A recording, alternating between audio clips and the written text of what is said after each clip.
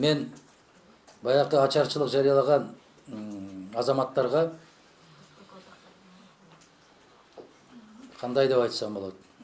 Сабак көрсөтүүчү, үлгү берүүчү мезгил келди.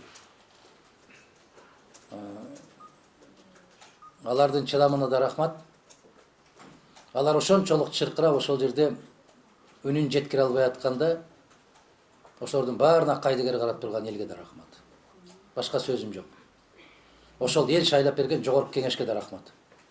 Жогорку кеңеш чакырып, алардын жагдайын сураганга толук укугу бар, бирок жүрөк жок. Жүрөк жок алар. Калтырап, титиреп, өзлөрүн себеп ар биринин үстүнө илип койгон. Сен да ушул күнгө түшөсүң дегенде ишарат берген.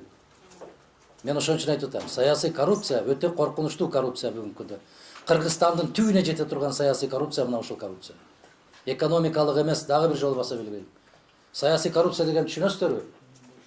Бир кишинин бир үй бүлөлүк башкаруудан кетебиз деген жалган чапанды жамынып, элдин көзүнө чаңды сүртүп коюп, бир партия деген бул бир киши, партиянын төрагасы.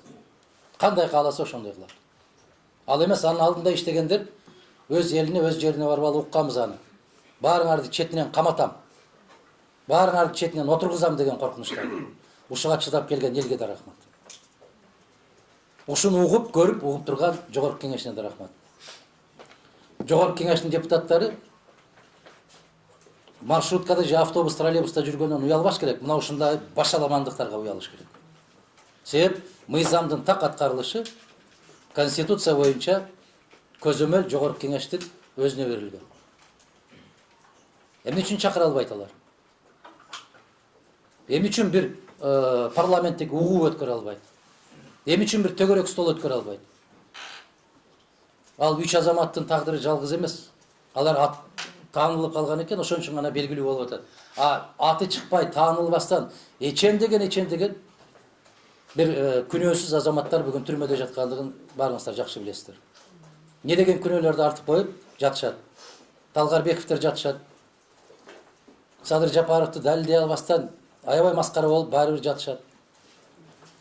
Текебаев менен тең таймашууга мүмкүнчүлүк бериши керек эле.